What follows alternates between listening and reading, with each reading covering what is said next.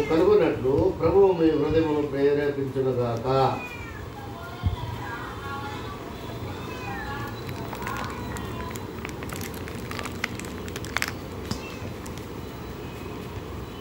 అందరం కలిసి చదువుకున్నాం. 7వ వాక్యం.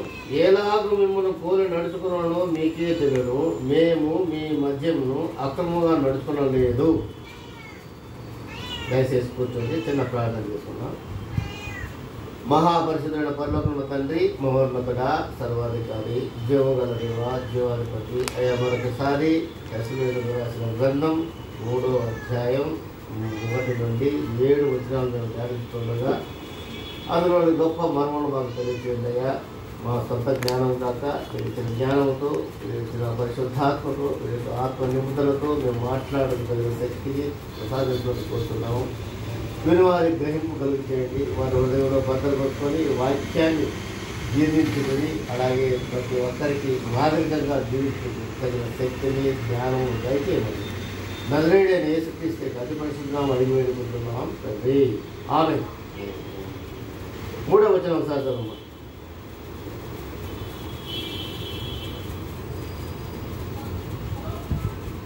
మూడవ వచనం. ఇప్పుడు 5వ అధ్యాయంలో 3వ వచనం ఒకసారి చదువు.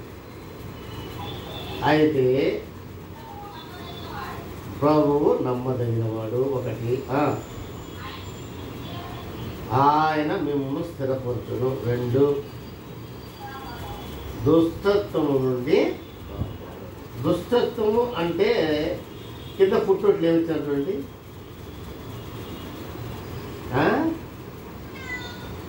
దుష్టుడు అంటే ఎవరు? సాతాను, అపవాది. అపవాది అంటే ఎవరమ్మా? ప్రకటన గ్రంథం 20వ అధ్యాయం. ప్రకటన గ్రంథం 20వ అధ్యాయం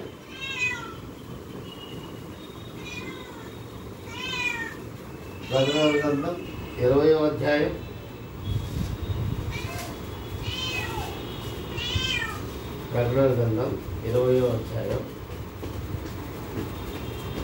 2వ వచనం. Page number 240. అది ఆది సర్పమును అనగా అపవాదియు సాతానును అను ఆ ఘట సర్పమును పట్టుకొని 1000 సంవత్సరములు వాడిని బంధించి అగాధములో పడవేసి ఆ 1000 సంవత్సరం గడుచు వరకు ఇక జనములను మోసపరుచుకున్నట్లు అగాధము మూసి దానికి ముద్ర వేసను. అటు పిమ్మట వాడు కొంచెం కాలము విడిచి పెట్టగలడు. అలాగే ఆదికాండం రాయడం ఒకసారి. ఆదికాండం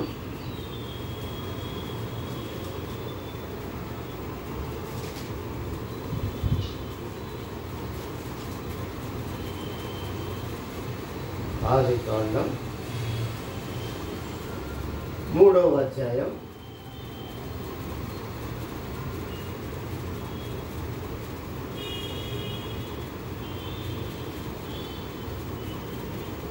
1 నుంచి 4 వచనాలు. దేవుడైన యెహోవా చేసిన సమస్త భూజంతువులలో సత్వము ఇత్తిగలదై ఉండేది. అది ఆ స్త్రీతో, ఆ స్త్రీ అంటే ఎవరమ్మా? అవ్వ.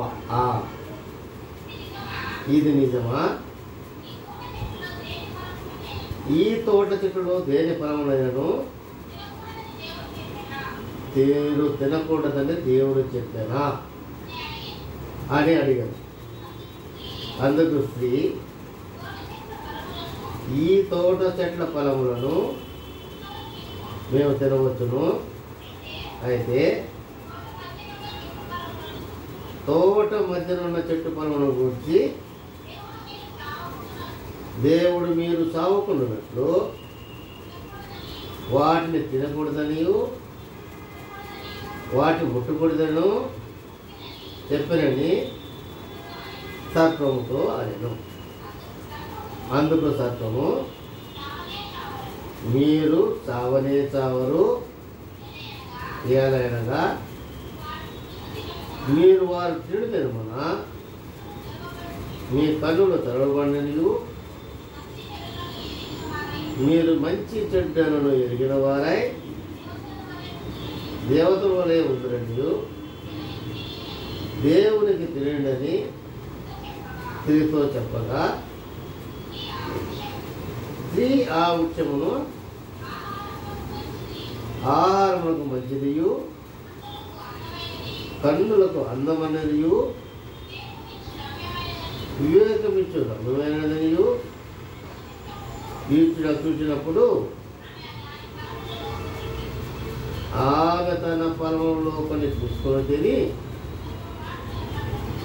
తనతో పాటు తన భర్తకు ఇచ్చాడు. అతడు కూడా తినడు. అప్పుడు వారిద్దరి కవులు తెరవబడ్డారు. వారు తాము దిగుమురమని తెలుసుకొని అంజూరపు ఆకులు పుట్టి తమకు కట్టడము చేసుకోండి. చెట్ల పూటను అదము అతని భార్యయు విని ఎదుటికి రాకుండా ఆవట చెట్ల మధ్య తాగుకొనగా, దేవుడైన యెహోవా ఆదామును పిలిచి, నీవు ఎక్కడున్నావనెను. అందుకతడు, నేను తోటలోని స్వరం వినినప్పుడు దిగంబరినిగా ఉంటుంది కనుక భయపడి అక్కడ భయం వచ్చింది. ఇప్పుడు మనుషులకి భయం వచ్చింది, అంత ముందుకు భయం లేదు. నెక్స్ట్,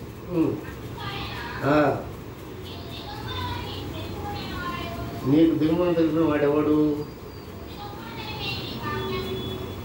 నీవు తినకూడదని నేను ఆజ్ఞాపించిన ఫలవశం నువ్వు తింటివా అని అడిగాను. అందుకు ఆదాము, నాతో ఉండటకు నీవు నాకు ఇచ్చిన ఈ స్త్రీయే ఆ వృక్షమును కొన్ని నాకు ఇగా నేను పెంచినాడు. అప్పుడు దేవుడు యెహోవా స్త్రీతో, నీవు చేసినట్టు ఏమి అడుగుగా, స్త్రీ సర్పము నన్ను మోసపుచ్చినందా తింటే అన్నాడు. అందుకు దేవుడైన యెహోవా సర్పముతో, నీవు దీన్ని చేసినందున పశువులన్నిటిలోనూ జంతువులన్నిటిలోనూ శపించబడినవై కడుపుతో ప్రాకుచు బ్రతుకు దినములన్నీ మన్నుగు, మరియు నీకును స్త్రీకిని నీ సంతానములకును ఆమె సంతానముకును వైరము కలుగు చేశాడు. అది నిన్న తల మీద కొడుకును, నీవు దాని మెడ మీద కొడుకు అని చెప్పాడు. ఆయన స్త్రీతో, నీ ప్రయాసమును నీ గర్భవేదనను నేను మిక్కిలి హెచ్చించినను, వేదనతో పిల్లలను కందువు, నీ భర్త ఎలా నీకు వాంఛ కలుగును, అతడు నిన్ను ఏలుడని చెప్పాడు. ఆయన ఆదాముతో, నీవు నీ భార్య మాట విని తినవద్దని నేను నీకు ఆజ్ఞాపించిన ఫలవృక్షమును తింటివి కనుక నీ నిమిత్తము నేల శ్రమపడి ఉన్నది, ప్రయాసంతోనే నీవు బ్రతుకు దినములన్నీ వాని పంట తిందువు. అది ముళ్ళ తొప్పులను గచ్చబదలను నీకు మెలుకుంచును, పొలంలోని పంట తిందువు, నీవు నేలకు తిరిగి చేరే వరకు నీ ముఖపు చెప్పుట కార్చి ఆహారం తిందువు. ఏలనగా నేలను నీవు తీయబడితివి, నీవు మన్నే గనక వర్ణే పేరు పెట్టాడు. ఆదాము తన భార్య హవ్వను ఆ పేరు పెట్టాడు. ఏలనగా ఆమె జీవగల ప్రతిమానికి తల్లి, దేవుడి దేహో ఆదామును అతని భార్యకు చర్మం చొక్కాయి ఇచ్చాడు. ఇది ఎందుకు చెప్తున్నానంటే, ఇప్పుడు మనం ప్రకటన గ్రంథంలో ఏం తిన్నాం? మహాఘట సర్పం. ఆ సర్పమే ఈ సర్పం, ఆ సర్పమే ఈ సర్పం. స్త్రీ సంతానం అంటే ఎవరు? మన ప్రభు అయిన యేసుక్రీస్తు స్త్రీ సంతానం. మిగతా వాళ్ళంతా ఎవరుమా? పురుష సంతానం. ఇది గుర్తుంచుకోవాలి. బైబిల్లో గుర్తుంచుకోవాల్సిన విషయం ఏంటి? స్త్రీ సంతానం అంటే ఎవరు? కేవలం మన ప్రభు అయిన యేసుక్రీస్తు ఒక్కరే. ఆయన మాత్రం స్త్రీకి పుట్టారు. మిగతా వాళ్ళంతా ఎవరికి పుట్టారు? మగవారికి పుట్టారు. మిగతా వాళ్ళంతా ఎవరికి పుట్టారు? మగవారికి పుట్టారు. స్త్రీ సంతానం అంటానే ఎవరు? మన ప్రభు అయిన యేసుక్రీస్తు. ఎందుకైనా ఆయన పరిశుద్ధుడు, పరిశుద్ధాత్మతో మరియమ్మ గర్భంలో ధరించి ఆయన పరిశుద్ధాత్మతో స్త్రీ సంతానంగా పుట్టాడనమాట. ఆది సర్పమైన ఈ ఆది కాండంలో ఉండే ఘటమైన సర్పము, ఆఖరి అధ్యాయాల్లో ఉండే మహాఘట సర్పము ఒకటే. కానీ ప్రభు అయిన యేసుక్రీస్తు దాన్ని ఏం చేస్తున్నాడు? 1000 సంవత్సరాలు బంధించి ఎక్కడ వేస్తున్నాడు? ఎక్కడ? అగాధం అంటే బేస్లెస్. ఒక బోరువాయికి ఎన్ని అడుగులు లోతుంటుందమ్మా? మనం ఎన్ని అడుగులు వేస్తే అక్కడ ఉంటాయి కదా. 600 అడుగులు, లేకపోతే 1000 అడుగులు, 300 అడుగులు మనం బోరు బాయిని వేస్తాం. కానీ ఈ సాధారణ వేసిన ఈ గొయ్యి ఎట్లాంటంట, దానికి బేస్లెస్. అది ఎన్ని అడుగులు ఉన్నదో దానికే తెలియదు. అది ఎన్ని అడుగుల్లో ఉన్నారో దానికే తెలియదు. అందుకే దేవుడు ఏం చెప్తున్నాడు ఇప్పుడు తెస్సలోనికీ గ్రంథంలో? ఆయన మిమ్మును స్థిరపరిచి దుష్టత్వం నుండి కాపాడి ఏం చేస్తున్నాడు? నేను నిత్య జీవనానికి వస్తుంది. ఆ నిత్య జీవనానికి పోయే ముందు ఏం సంపాదించుకోవాలనే మనకు ఇక్కడ ఈరోజు ప్రశ్న. ఆది సర్పమైన సాతానును మన ప్రభు అయిన యేసుక్రీస్తు తల మీద తిరగదొరికి ఆయన్ని 1000 సంవత్సరములు ఎక్కడ నివసిస్తున్నాడు? అగాధ స్థలంలో బంధిస్తున్నాడు. అటు తర్వాత 1000 సంవత్సరాలు కొంచెం లూజ్ చేస్తాడు. లూజ్ చేసిన తర్వాత అంతం వరకు మనం సహించి ఉన్నాం కాబట్టి మనం దేవుడు ఏం చేస్తున్నాడు? నిత్య జీవులైకి పోతున్నాం. కానీ మనం ఈ దినాల్లో ఏం సంపాదించుకోవాలి? ధనాన్ని సంపాదించుకోవాలా? ఆస్తిని సంపాదించుకోవాలన్నా? చదువును సంపాదించుకోవాలన్నా? లేకపోతే డిగ్రీలు సంపాదించుకోవాలన్నా? పిల్లలు సంపాదించుకోవాలన్నా? భార్యలు సంపాదించుకోవాలన్నా? భర్తలు సంపాదించుకోవాలన్నా?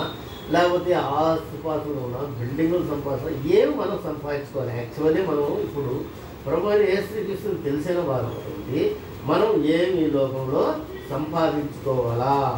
ఈ దుష్టత్వం నుండి మనం స్థిరపరిచి మనం కాపాడే దేవుని వద్ద నుండి మనం ఏమి సంపాదించుకోవాలనేదే మన యొక్క ముఖ్య ఉద్దేశం. అందుకే ఈ ఘటసర్పమైన సాతాను ప్రభు అయిన యేసుక్రీస్తు ఎక్కడ వేస్తున్నాడంట?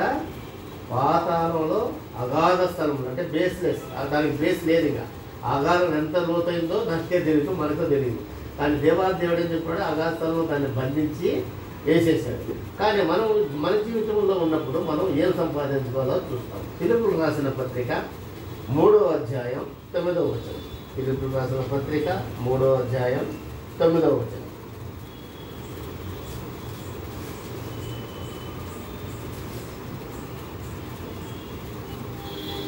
ఫిలిప్పీన్స్ చాప్టర్ 3 9వ వచనం. క్రీస్తును ఎవరు సంపాదించుకోవాలమ్మా? మొట్టమొదటిగా మనం క్రీస్తుని సంపాదించుకోవాలి. ఎంతైతే క్రీస్తుని సంపాదించుకోవాలి ఎక్కడ పోతున్నారు? అగాధ స్థలం ఉంది కదా, సాతాను బంధించిన ఏరియా. ఏదది? నరకం. ఏంది? క్రీస్తు అనే వ్యక్తి ఎవరిలో లేడో ఈ లోకంలో వాళ్ళు ఎక్కడ వెళ్తున్నారమ్మా? సింపుల్గా చెప్పచ్చు. ఎక్కడ వెళ్తున్నారు? నరకానికి వెళ్తున్నారు.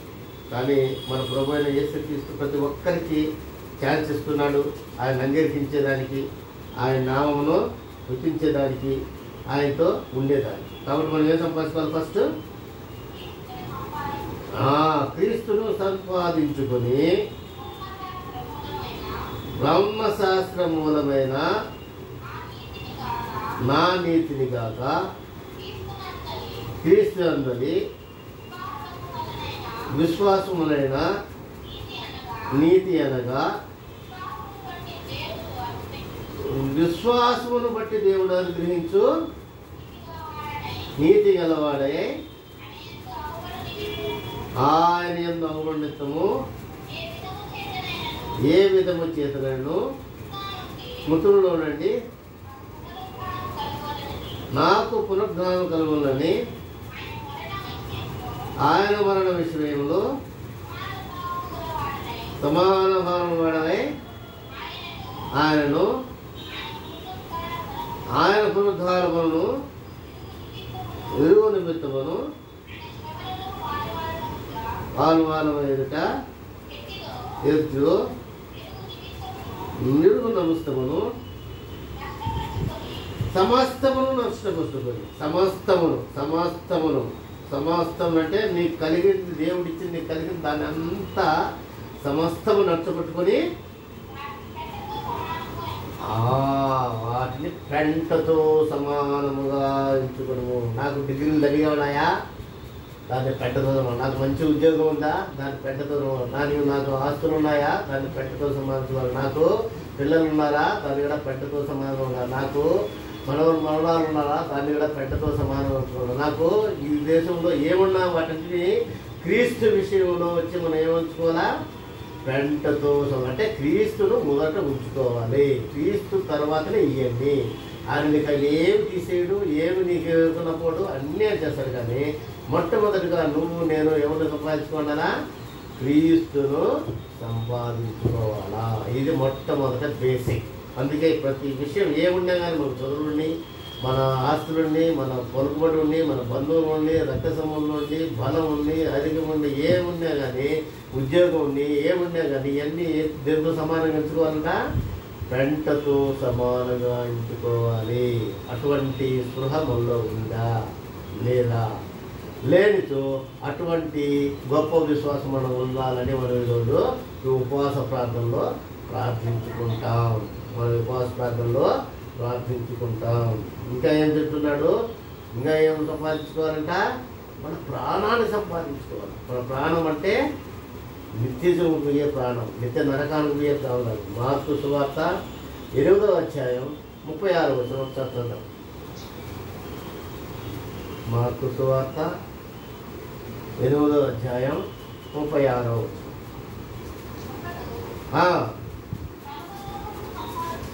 సర్వలోకమును సంపాదించుకొని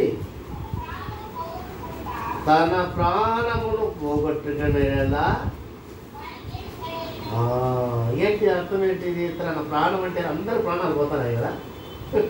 సర్వలోకం సంపాదించడం, డిగ్రీ సంపాదించిన వాడికి ప్రాణం పోతుంది, ఆస్తి సంపాదించిన వాడికి ప్రాణం పోతుంది, భార్య పిల్లలు సంపాదించుకునే ప్రాణం పోతుంది, అన్ని ప్రాణాలు పోతుంది. కానీ ఈ ప్రాణం అంటే ఏంటమ్మా?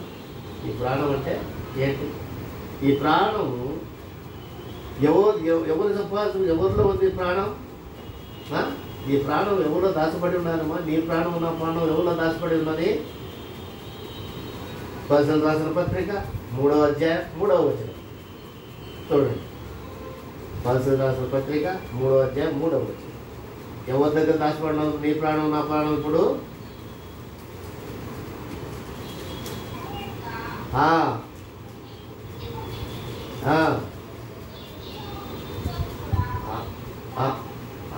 నీ జీవంలో క్రీస్తు కూడా దాసపడి ఉండాలి. కాబట్టి నువ్వు నీ జీవితాన్ని దేవుడికి అప్పగించి నీ జీవితాన్ని ఆయన కృపలో దాచబడి ఉంటున్నావా లేదా అని ఒకసారి పరీక్షించుకొని, అటువంటి మనలో దాచబడి అటువంటి ఆసక్తి అటువంటి నిధించిన అటువంటి ఓర్పు మనలో లేదా అని గ్రహించుకొని మనం చేసుకుని మనం ఈరోజు మన ప్రాణము తీసివేసినట్టు దాచబడి ఉందా లేదా అని గ్రహించి లేనట్లయితే ఈరోజు ప్రయాణపడి నా ప్రాణాన్ని నీ యందు దాచుకో, నా ప్రాణాన్ని నీ యందు దాచుకో అని ప్రయాణపడి ఈరోజు ప్రార్థిస్తాం. అలాగే ఇంకేం సంపాదించుకోవాలి మనం చూద్దాం. ఆదికాండం 31వ అధ్యాయం 18వ వచనం. ఆదికాండం 31వ అధ్యాయం 18వ వచనం.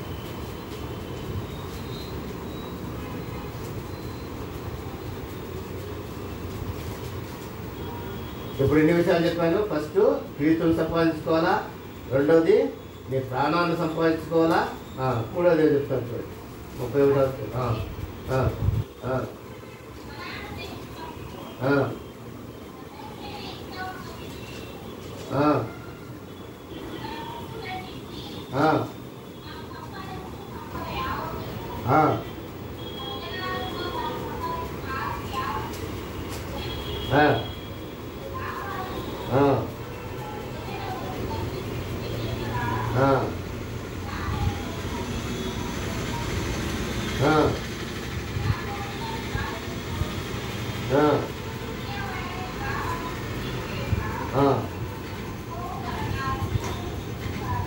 చూడండి, మధ్య కనాను దేశము తండ్రి అయిన ఇస్సాకు వద్దకు వెళ్ళుటకు తన పశువులన్నిటినీ తాను సంపాదించిన సంపద యావత్తును 14 రాష్ట్రాల సంపాదించిన ఆస్తి యావత్తు తీసుకుని పోయాను.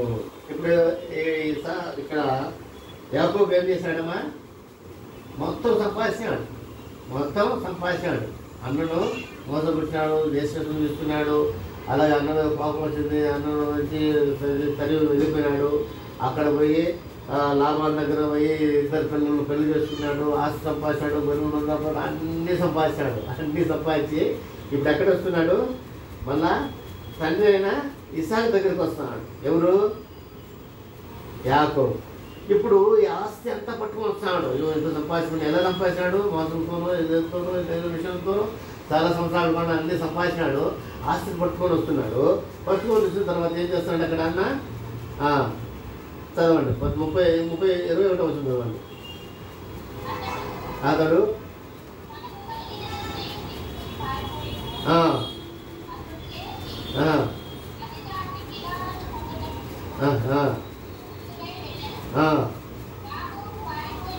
యాకోబు పారిపోనని 3వ దినం వరకు వాళ్ళు మాకు తెలియదు. అతను తన బంధువులు వెంట పెట్టుకొని 7 దినముల ప్రయాణం వరకు తరుపును పోయి గిలాద కొండ మీద కలుసుపోయాడు. ఆ రాత్రి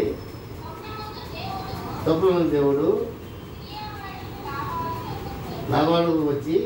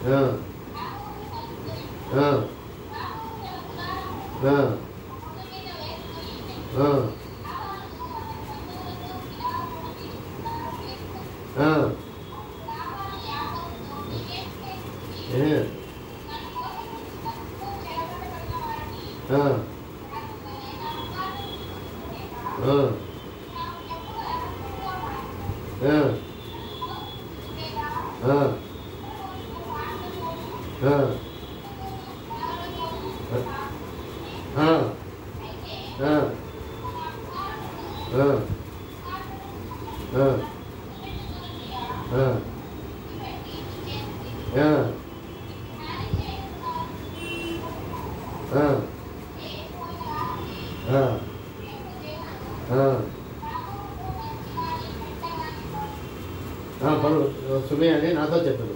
నీ తండ్రి నిమిత్తం కొడు వాంచగల వాడే వెలగల నా దేవతను నేను దొంగిలించిన యాకోబు నువ్వు బలవంతంగా నా ఎదురుని నీ కుమార్తెను తీసుకుని నువ్వు భయపడుతుంది.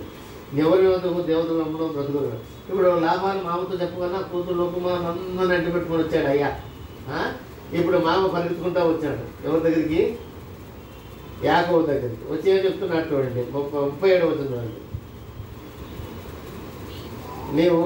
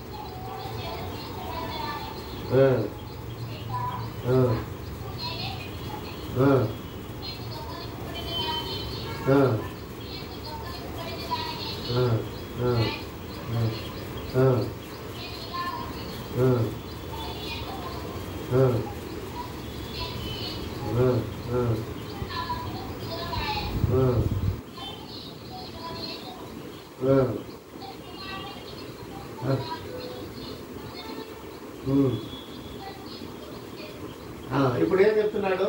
ఇవన్నీ చేశాను, కష్టపడ్డాను, సంపాదించుకోవడం ఏం తీసుకున్నాను, నేను పంపి అని చెప్పి భయపడి వచ్చేసినాను కదా. కానీ ఇప్పుడు 32 అధ్యాయం వచ్చినప్పుడు ఏం చెప్తున్నాడు దేవుడు? చూడు, 10 రోజులు యాకోబు తన త్రోవను వెళుతుండగా దేవతను అందుకొని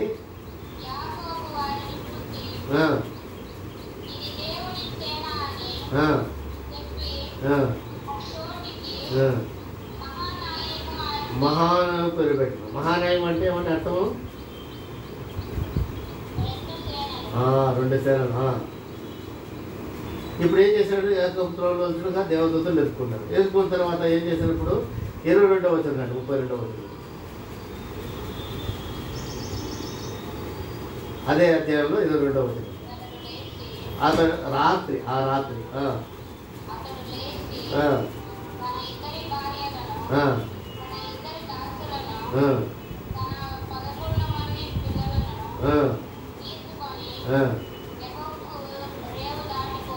ఎందుకు పోయినాడు? ఇప్పుడు 18వ వచనం చదువుతాను. నీవు ఇవి నీ సేవకుడైనా యాకోబు, ఇది నా ప్రభు అయిన ఏసావు కొరకు పంపబడిన కానుక.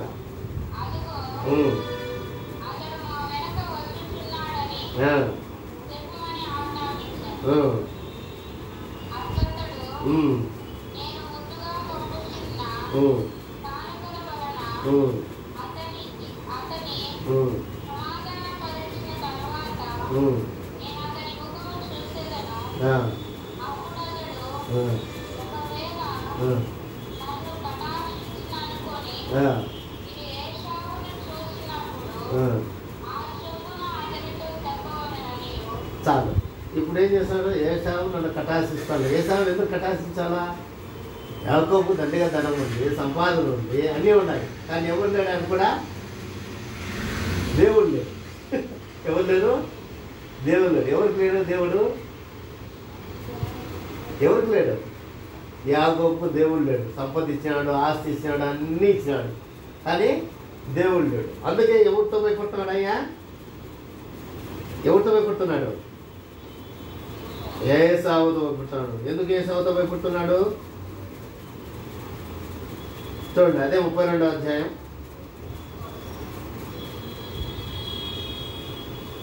6వ వచనంలో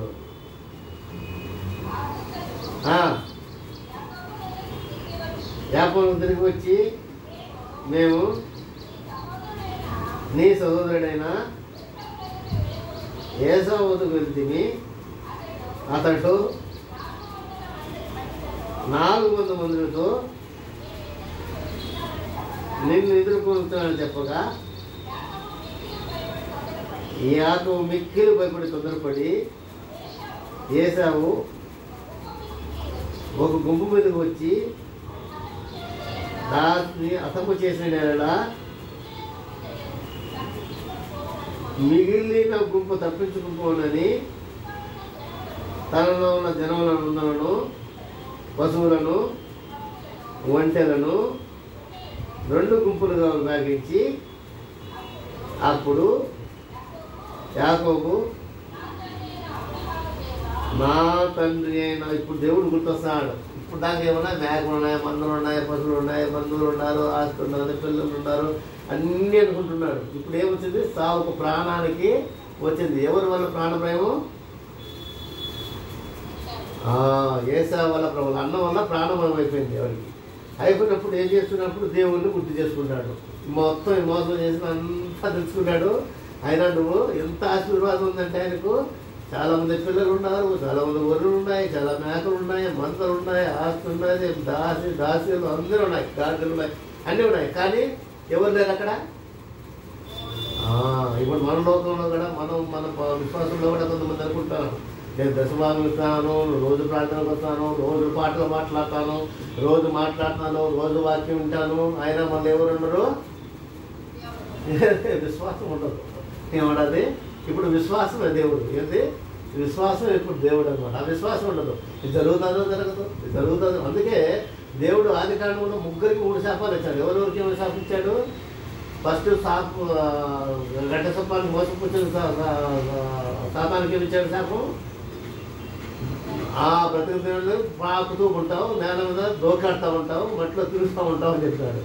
ఆ మహాతల్లి ఆరోగ్యం ఇచ్చాడు, గర్భవేదన పుట్టిస్తాను నీకు, పిల్లలకి అంత జరుగుతారని లేదా? ఇప్పుడు నెక్స్ట్ తెలుస్తుంది ఎవరికి, రూతుకి తెలుస్తుంది గర్భవేదన ఎట్టుంటుంది. అట్లా జరుగుతుందా లేదా? లేదా? జరుగుతుందా లేదా? సో ఆదాముకి ఏం ఇచ్చాడు? ఇప్పుడు అయ్యకు తెలుస్తుంది ఎవరికి, మొత్తం టమాటా కాచి ఓడితేనాయా ఇంటికి డబ్బులు వచ్చాయి, ఇంటికి పిల్లలు దాకాలని. ఏది జరుగుతాగా లేదా? ఇది మన నిజ జీవితమే బైబిల్ అనేది. మన నిజ జీవితమే బైబిల్ అనేది, వేరే కాదు. మన నిజ జీవితమే బైబిల్ అనేది. అందుకే ఇది సత్యమైన గ్రంథం, పరిశుద్ధ గ్రంథం. ఎప్పుడు మీరు చదువుతూ ఉండాలి. మీరు చదువుతూ ఉంటేనే అప్పుడు ఈ వాక్యాలను గుర్తుకొస్తాయి. మన నిజ జీవితంలో నేను ఎలా అనుకున్నాను. ఇప్పుడు అయ్యగారికి ఎవరు కావాలి? ఇప్పుడు దేవుడు కావాలా? ఎవరికి? యాకోబుకి. యాకోబుకి ఎవరు కావాలా? దేవుడు కావాలి. ఈ ఆస్తులు గీస్తులు అన్నీ వదిలేశాడు. ఎంత సంపాదించినాడో అంతా వదిలేశాడు. ఒక్కడిగా మిగిలిపోయినాడు. మిగిలిపోయి ఏం చేశాడు? దేవునితో ప్రార్థనలో 25వ వచనం 32వ అధ్యాయం.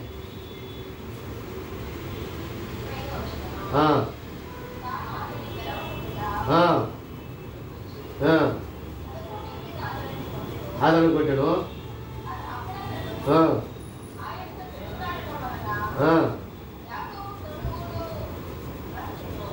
ఇప్పుడు చూడండి 23వ వచనం చదువు ఒకసారి. వారిని తీసుకుని ఏది దారించి తన కంపెనీలో పలిపోయిందో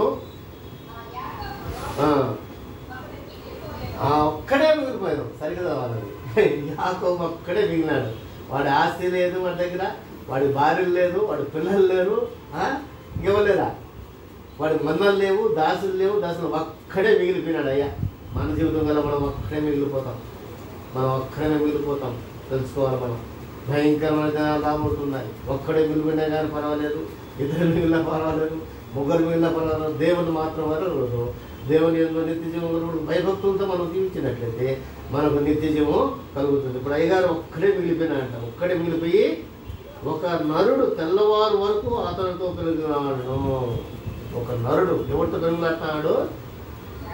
దేవుడితో పెరుగులాడుతున్నాడు. నువ్వు నన్ను ఆశ్రయిస్తేనే కానీ నేను నీ కాలు వదలనన్నాడు. నన్ను అయ్యా తల్లాడుతాను దేవుడు ముట్టుకుంటున్నాడు. అయ్యా తల్లాడుతా నన్ను వదిలిపెట్టు, నేను పోవాలన్నాడు. వదల్లా. తొంటి మీద ఒక్కతను దంగాడు. అప్పుడు కుంటోడైనాడు. ఎవరు కుంటోడైందే? యాకోబు. అంటే అర్థం చేసుకోవాలి మీరు. ఏమంటే దేవుడితో మనం పెరుగులాడకి వచ్చాం. ఈరోజు ఉపవాస ప్రాంతంతో దేవుడితో పెరుగులాడడానికి వచ్చాం. మనము మన గురిని తప్పించేదానికి ఈ ఆస్తులు, అంతస్తులు, డిగ్రీలు ఇవన్నీ మనకు అడ్డమొస్తూ ఉంటాయి. కానీ మనము మన గురి ఎక్కడున్నా ప్రభువుని యేసు తీసుకుంటారా, అప్పుడే నీకు నాకు నిత్య జీవం ఉంటుంది. అప్పుడు దేవాదేవుడు యాకోబును ఏం చేశాడు? ఆశీర్వదించాడు. ఎలా ఆశీర్వదించాడు చూడండి. యాకోబు ఒక్కడే మిగిలిను. యాకోబు ఒక్కడే మిగిలిపోయాను. తెల్లవారు వరకు అతనితో పెరుగులాడాను. తాను అతను గెలవకుండా చూసి తొడగీటి మీద అతను కొట్టాను. అతనితో పులుటోనున తొడగూడు వలసను తెల్లవారుతున్నది కనుక నన్ను పోనిమ్మనగా అతడు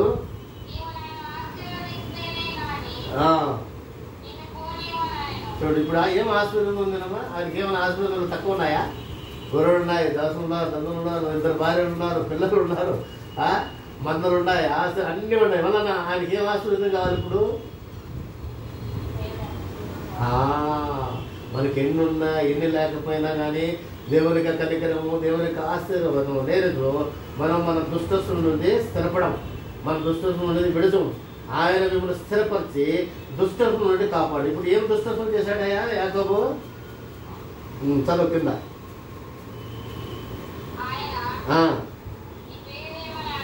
నీ పేరేమనగా అతడు తప్పు ఎక్కడ జరిగింది? ఫస్ట్ పేరు అడిగితే ఏం చెప్పినాడు? యాసేపు అని చెప్పినాడు. ఆశీర్వాదం పొందేటప్పుడు ఎవరితో? ఇస్సాకుతో ఆశీర్వాదం పొందినప్పుడు ఏం చెప్పినాడు? ఏమని చెప్పినాడు? ఇప్పుడు ఏం చెప్తున్నాడు? దేవుడికి కావాల్సింది ఏంది? సత్యం, నిజం. అందుకే మన దేవుడు సత్యమైన దేవుడు. ఆయన చెప్తాను, నేనే మార్గమును సత్యమును జీవమును. అందుకే ఏం కావాలి ఇప్పుడు? నీ నుండి నా నుండి పెదవులతో కాదు, నిజ హృదయంతో, ఆయన్ను మెత్తటి హృదయంతో మనం ఆస్వాదించినామా లేదా? ఆయన అంగీకరించినామా లేదా? ఈ పై ఉండే చలకాట్లు పుల్కాట్లు ఏమి ఆయనకి మలికిరావు. ఆయన అంతరంగంలో పరిశోధిస్తాడు, నా అంతరంగం పరిశోధిస్తాడు, ప్రతి ఒక్కరి యొక్క అంతరంగం పరిశోధిస్తున్న దేవుడిని నువ్వేం చేయాలి? ఆయనకి ఏం కావాలి ఇప్పుడు? నిజం కావాలి. ఎవరన్నాడు ఇప్పుడు?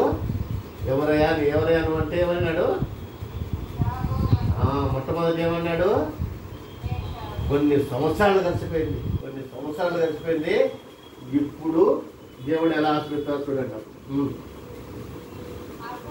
అప్పుడు ఆయన నీవు దేవునితోనూ మనుషులతోనూ పోరాడే గెలుచుతో కనుక ఇక మీదట నీ పేరు ఇశ్రాయేలే. యాకోబు పేరే మార్చేశాడు. ఆ పేరు మీద ఏముంది ఇప్పుడు? ఒక పెద్ద దేశమే ఉంది. ఇశ్రాయేల్ అనేది ఒక దేశం ఉంది. పేరు ఎవరు మార్చారమ్మా? పేరు పెట్టింది ఎవరు? యాకోబుకు ఇస్సాకు. ఇప్పుడు పేరు మార్చింది ఎవరు? దేవుడు ఒకసారి నీ స్థితిని నా స్థితిని మార్చినంటే దాన్ని తిరిగి రాసే ఎవరికి హక్కు లేదు. కాబట్టి నిన్ను నన్ను దేవుడు ఏర్పరచుకున్నాడు. అటువంటి దుస్తత్వములను మనం కాపాడి స్థిరపరిచి ప్రభువునందు మనం స్థిరపరిచి మనం కలిగిన సమస్తను పెంటతో సమానంగా ఎంచుకొని దేవాదానికి మనం ఈరోజు మొరపెట్టాము. దేవుడి వాక్యమును దీవించను కాక. చిన్న ప్రార్థన చేస్తాను, మీరు ఒక్కొక్కరు కృతజ్ఞత ప్రార్థన అయ్యగారు ప్రార్థన చేస్తాను చూసి తెలుసుకోవచ్చు. మన తర్వాత నేను ప్రార్థిస్తాను ఫస్ట్. మహాప్రజుడ పలుకుల తండ్రి, మహోన్నతుడ, సర్వాధికారి, జీవముల జీవాధిపతి అయా బైబిల్ నుండి ఎన్నో అంశాలు మాతో మాట్లాడి ఉన్నామైనా మీ యొక్క ప్రతి మాట మా హృదయంలో గుర్తుకుని మేము ఎలా ఉన్నామో, మా ప్రవర్తన ఎలా ఉందో, మేము ఏ స్థితిగతుల్లో ఉన్నామో, మేము ఏ దుష్టత్వంతో చిక్కుబడి ఉన్నామో దాన్ని తొలగించి దాని నుండి కాపాడి మమ్మల్ని సత్యమును స్థిరపరిచి మీరే మహిమ పొందమని నజరేయుడైన యేసుక్రీస్తు అతి పరిశుద్ధరాము అడిగి పెట్టుకుంటున్నాం తండ్రి. ఆమె ఉండు పాస్టర్ ప్రార్థన చేస్తే తర్వాత నువ్వు చేయాలన్నా ఒక నిమిషం.